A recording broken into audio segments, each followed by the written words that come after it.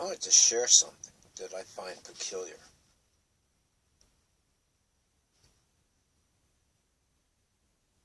It only occurs when I have a candle burning. I only see it when a candle is burning. It's the only time I've ever noticed it.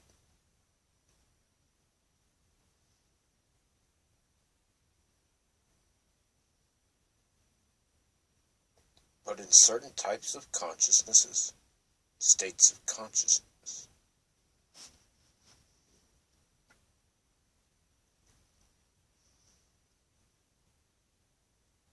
I notice a halo around the flame of a candle.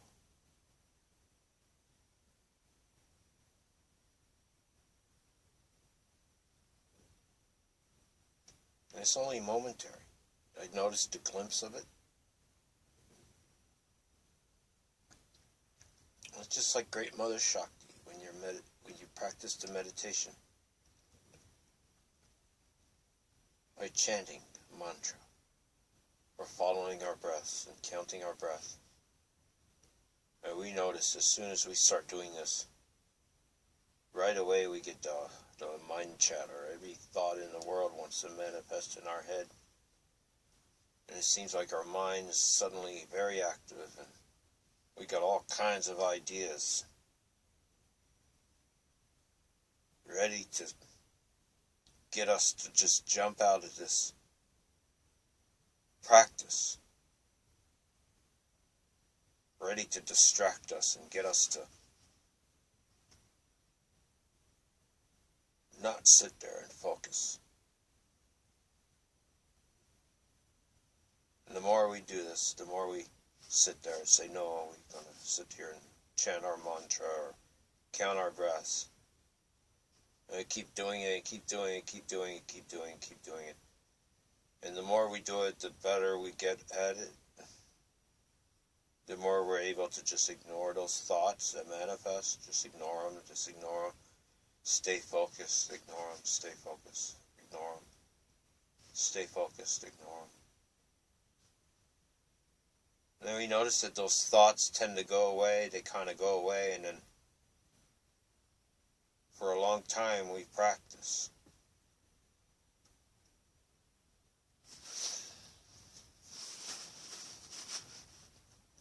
Eventually thoughts will leave.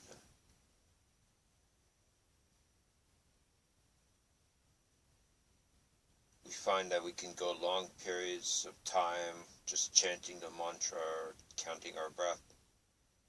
A great calmness. Then we may notice the upwelling energy. It is so unfamiliar and so much like nothing we've ever felt before. But we noticed that through practice of getting our mind quiet enough to where we're able to focus and focus and focus and focus and focus, and then finally this energy starts to manifest. And as soon as we take notice of it, it goes away. And we notice that. As soon as we take notice, it goes away. As soon as we take notice, it goes away. As soon as we take notice, it goes away. And it's so hard not to take notice because it is such an unusual feeling.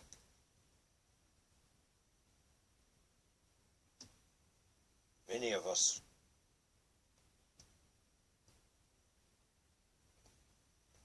spend many lifetimes meditating,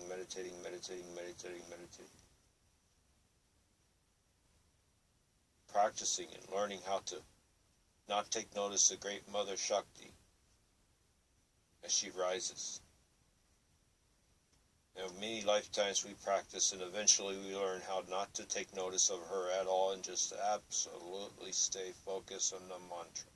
Absolutely take notice, but a disinterested notice. Be uninterested at all. Notice, but not be interested at all. What is this? What is this? What is this? If we were to practice this in our lives, what is this? Not take notice of the world. Stay focused on your purpose for manifestation. Don't take notice of all those thoughts in the meditation. Don't take notice of it. Don't take notice of Great Mother Shakti. Because when you don't, then the profound occurs. The unfathomable. The unexplainable.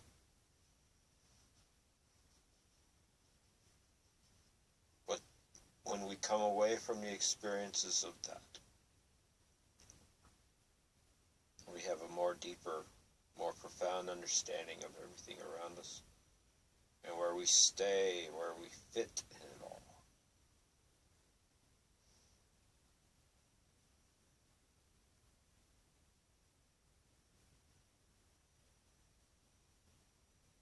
Then to come back into the world and not be seen as completely insane. To be able to articulate it in such a way so that you can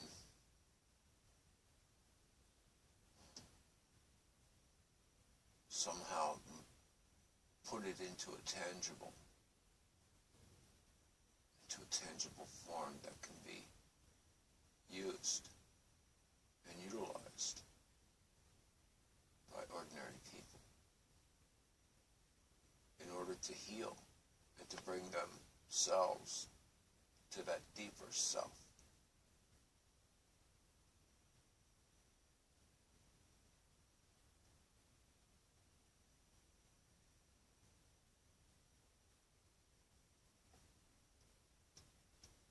As a little child, I had these experiences that I couldn't control.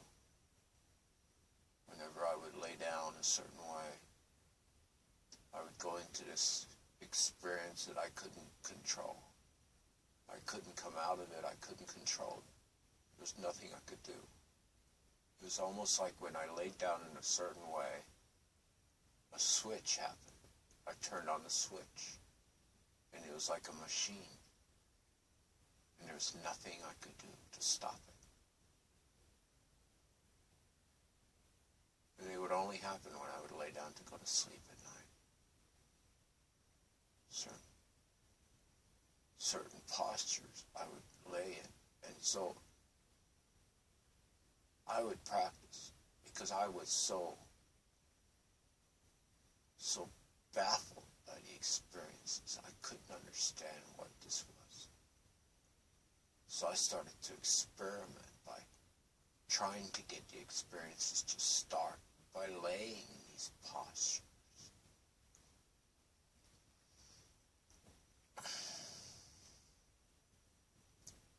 And so I would lay down in these postures and I would try to imagine the experiences occurring. I tried to imagine that I was getting infinitely big and infinitely small at the same time. Which is one of the feelings that I remember having whenever I would let Mother Shakti just be. And I would just stay focused on my mantra. And then the experience would happen. Something that I cannot explain. But the first thing I noticed was that I felt like I was getting really, really fat. And at the same time, I was really, really, really skinny. Really long and skinny. And at the same time, really, really, really fat.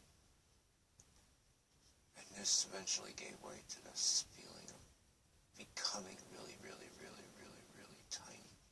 And at the same time, becoming really, really, really big.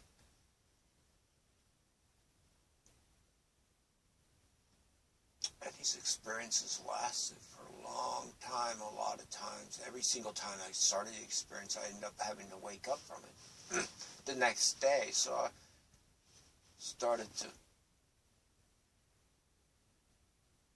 work with it. It became like a school that I couldn't talk about because I had no way to explain it.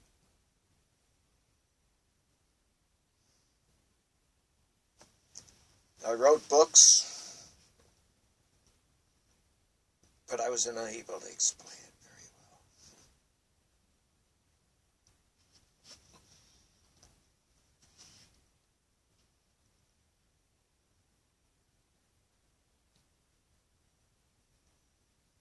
throughout my life, I've had experiences that just come out of the blue. They just happen. All of a sudden I get a feeling to relax, and I relax, and bam, I'm having this incredible experience. I have no control. None at all. And it comes, and then it goes, and then it's gone. Then I don't have experience for a long time. Even if I sit for meditation every day, a lot of times nothing comes. Most of the time, nothing comes. Just meditation. Stillness. Quiet. Peaceful.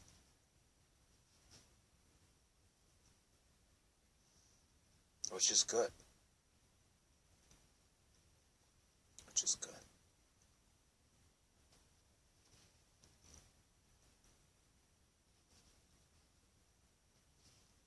A long time in my life I searched, and when the internet came, I searched even harder to try to find others who may have had the same experiences.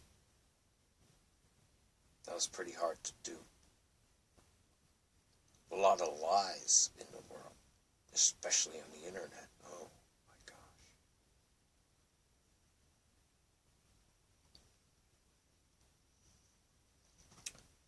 When the internet was young, I put the stories on the internet about my experiences. And I put them in the book form. And tried to sell the books. Didn't happen.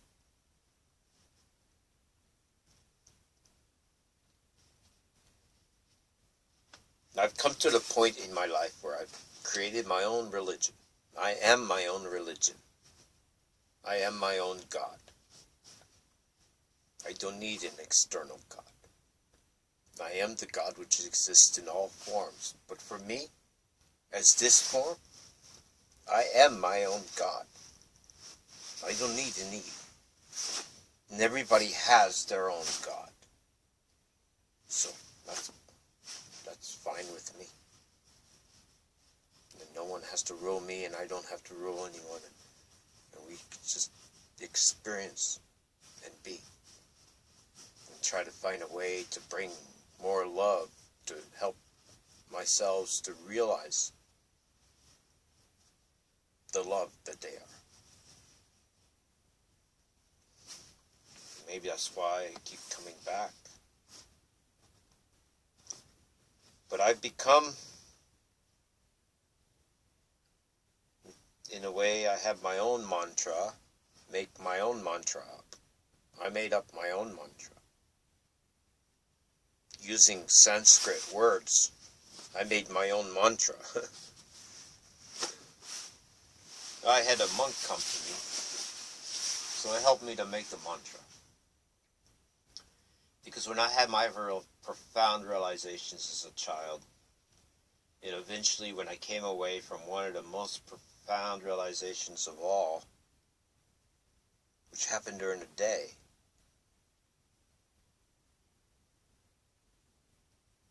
when I came away from it and I asked Great Mother Spirit, my intuition, what happened? What is this?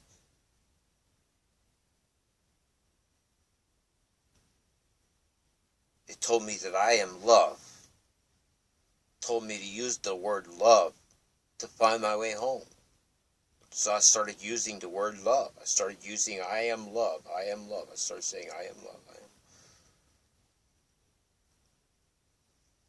And right away I found myself home again. I found myself in that experience again.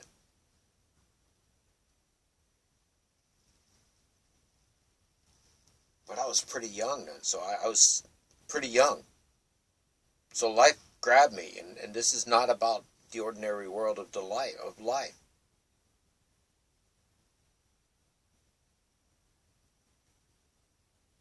So I had to pretty much give it up, right? Until I became old enough.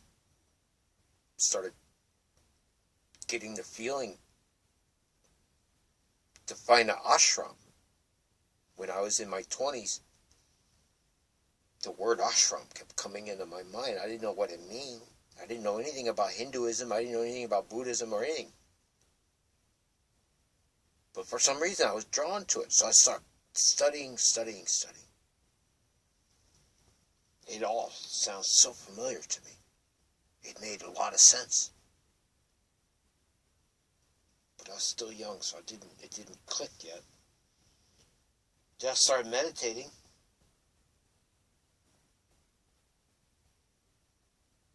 I had experiences that just would randomly occur. And one day an experience happened again. And it was the very same type of experience I had as a child, same type of experience I had several times in this life. Just come and go, you know. And so I started doing the artwork. And I asked the Great Mother Spirit, what am I supposed to do? I can't find anywhere that I belong in this world. What am I supposed to do? How am I supposed to heal this planet? How am I supposed to help the humans wake up?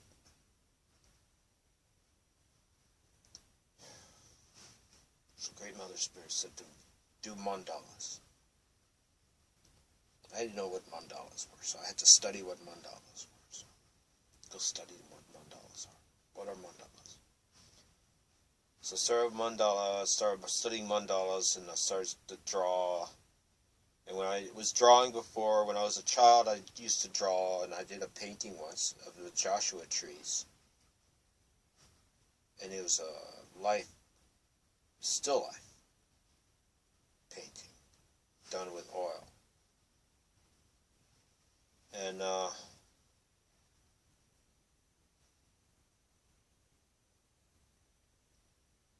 so I had talent as an artist.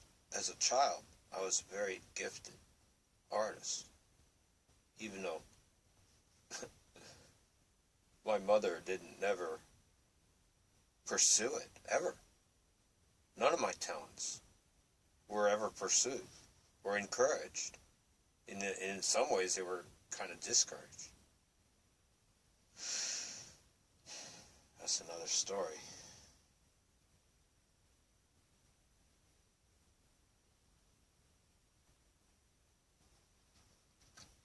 So I started drawing, and I started doing the mandalas, and I ended up getting in some trouble, a lot of angst. Or was it purposeful derailment? I think what I'm trying to touch on, really, and just cut to the chase.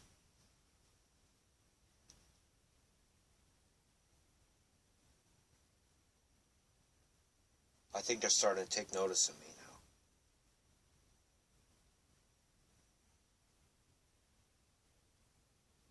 Again.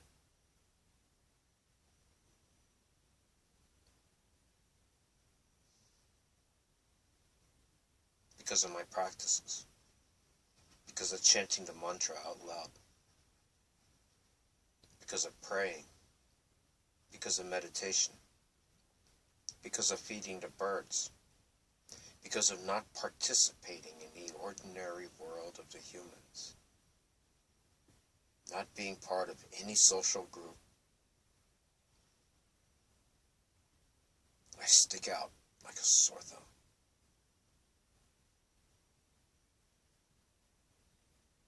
And they're starting to notice me again. The other day I had this woman appear in 2 places that I went to in the public space. Same person.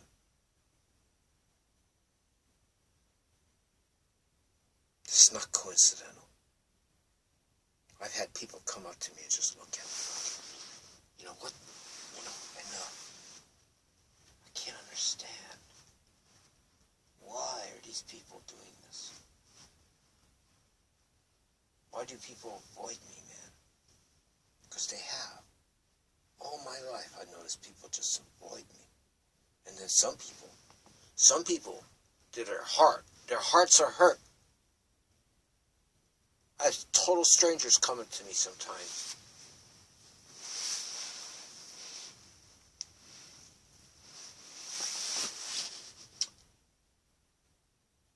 And it's like they can see something about me.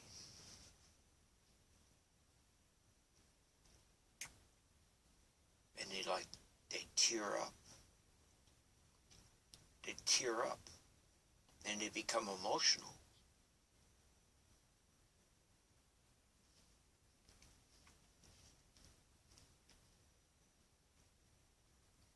And right away I remember that I'm a monk.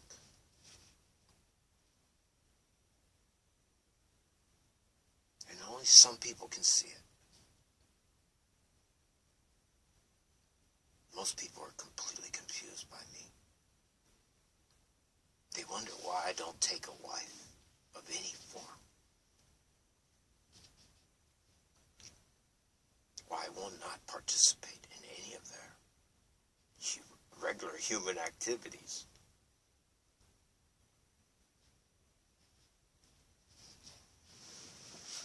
All my work is mostly internal. It's pretty hard to survive in this world the way they built it. They built it so that you have to compete. You have to have a competing heart. You have to walk around with a big giant shell around your body.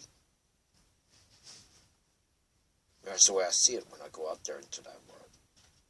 And sometimes I forget to put on my suit of armor. Because that's the way it is down there, right? They're all walking around with a big giant suit, right? They can barely move. But they believe they're free.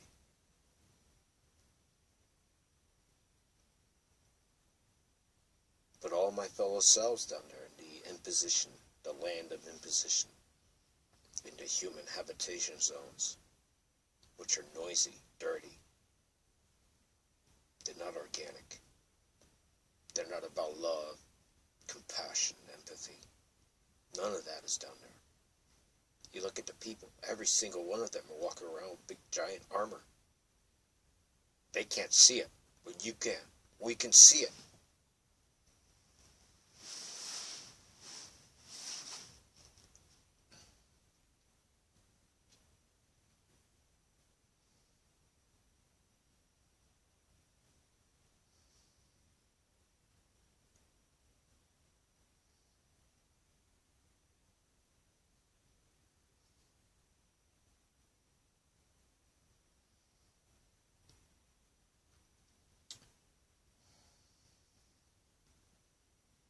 Kind of want to disappear. I want to go to the desert and disappear.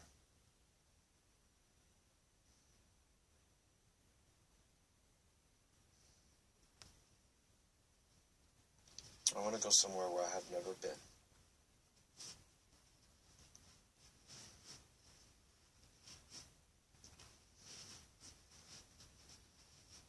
Find a home and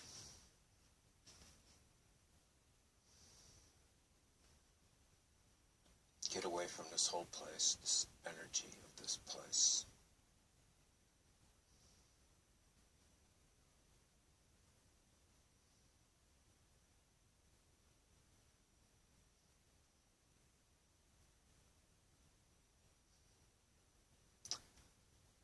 I feel like they're angry at me because I'm not suffering properly.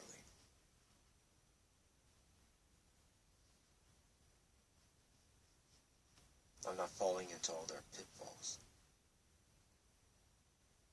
They're predetermined pitfalls. I watch everybody, every single human being around me. They all fall into the pitfalls that have been set before them. Every single one of them.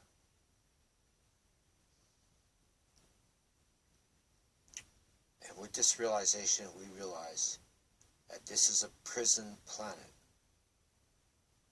where souls are used like batteries, where souls have no free will at all. And as soon as we start to realize this, we stick out. We stick out. In the movie I can think of, to utilize their popular culture, which it appears in all their stuff.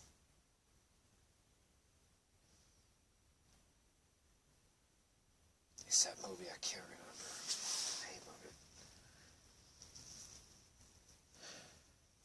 In Invasion of the Body Snatchers. The one with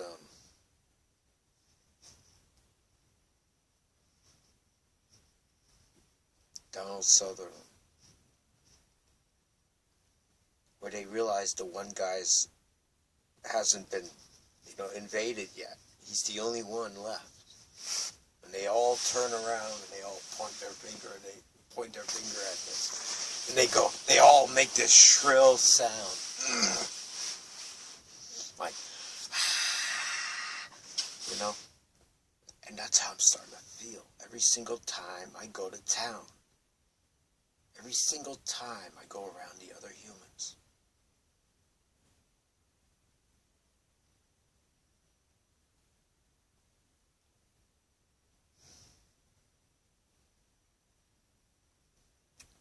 And it reminds me of this dream that I kept having, that every once in a while I have, that reoccurring dream.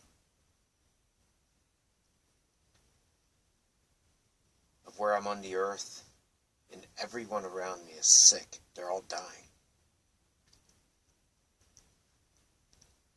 And we're the only one alive.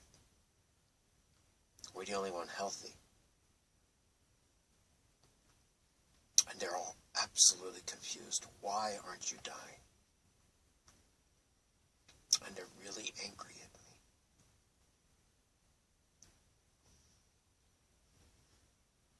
me. And that usually always ends up into a nightmare, where I'm being imposed upon because somehow I'm unaffected by any of the negativity they have imposed upon the human beings. That we've been able to look beyond it and see beyond the veil.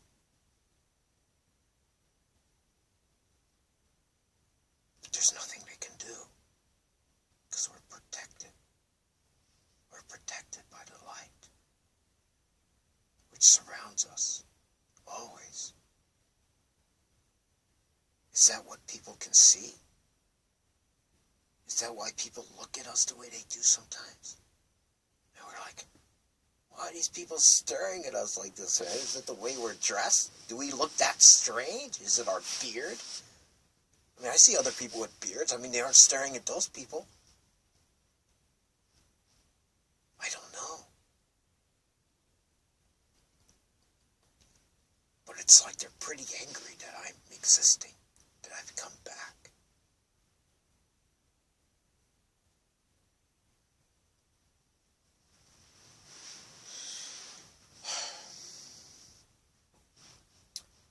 I've been feeling like I'm psychically under attack. Like the other day, this thing happened that has never happened before with our vehicle. Where we were parking at this one spot where we have felt before that we shouldn't park there. But this one time we were parking, and right when we were getting ready to put it up on the block so that to level it out, it blew a fuse and the engine stalled. And I spent all night totally stressing, trying to figure out how to fix it without looking in a fuse box, because I couldn't get down in there. I'd have to open the door and work on it from outside. But I didn't want to do that because it's the middle of the night. It doesn't look right, to be working on the car at night like that. It doesn't look right. Better wait till the end of the day. So I had to wait. So all night I was stressing. Couldn't get no sleep. Stressing out. Oh my God, we're stuck. Oh no, what are we going to do? Thinking, oh no, we got to get in the park, we're going to rent in one of these little quads, live like that. I was even having nightmares of living in a place like that, hearing all the noise from the neighbors, not having any privacy. Thinking, oh shit, that's what it's going to come down to. I'm going to have to live like that. So I was stressing all night. But when I finally got the vehicle started and I moved it, and I went over there, which was a block and a half away, and parked it over there by the garden, the community garden, where I usually sit during the day when I'm in town, and where I sit for meditation. I've been meditating at that very spot, or in that general area right there, I don't know, for maybe 8 years now. So,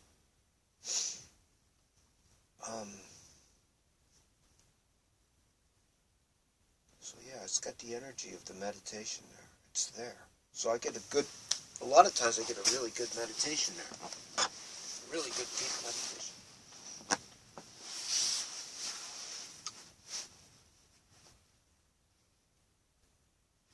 But right away I felt like, right when I came out of meditation, I felt like I had been psychically attacked. And that's why the car stalled. And I was questioning if that is actually possible. If somebody could psychically attack me to cause the vehicle to actually stall, to blow a fuse. And everything's possible, isn't it?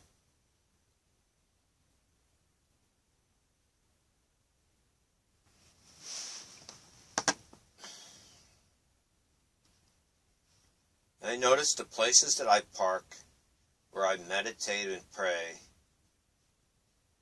eventually people attack me. Eventually people come and attack me. They either attack the vehicle, they fuck with the vehicle, or they attack us at night, they shake the vehicle at night, or they try to disrupt our sleep.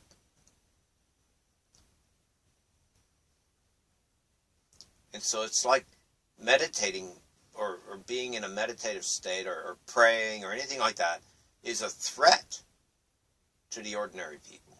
Because why? Why is it a threat?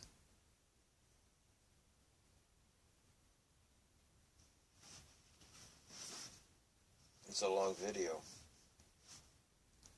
I just wanted to record that.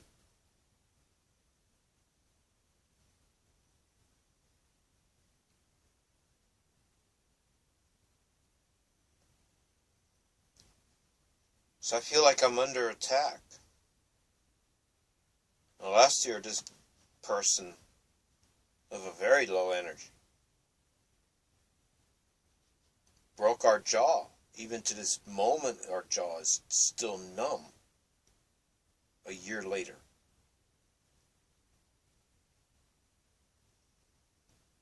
The community has never stepped up to the plate and offered me help, assistance, or anything, ever. And they all know that this man did this. If anything, they've done the contrary. They've gone against me because I didn't go to the police and say, oh, I forgive this man for breaking my jaw. No, I let the law be the law. That's their job, right?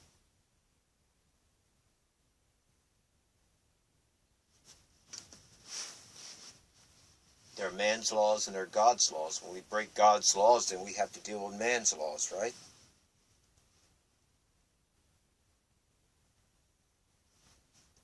I live by God's law, which is love, the only one there is.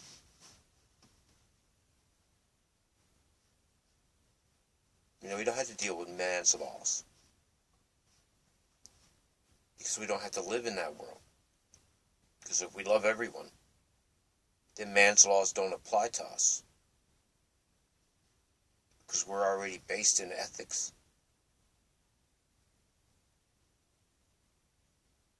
If our behavior is ethical,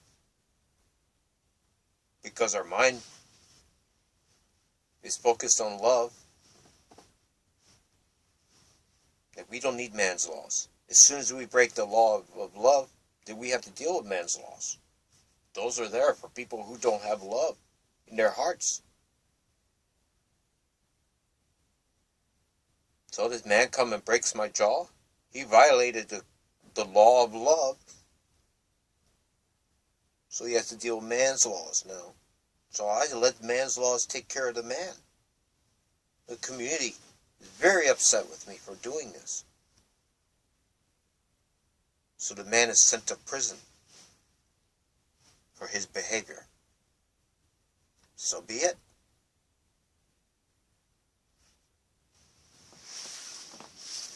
So be it.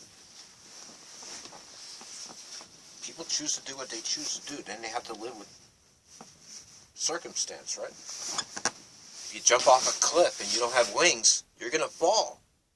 You got to deal with gravity.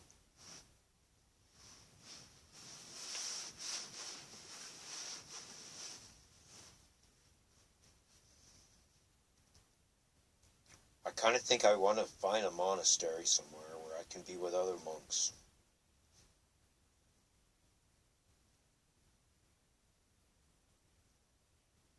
I can feel safe.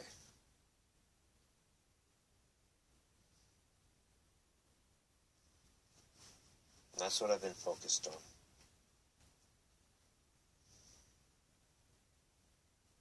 I feel like I want to travel and get away from this place.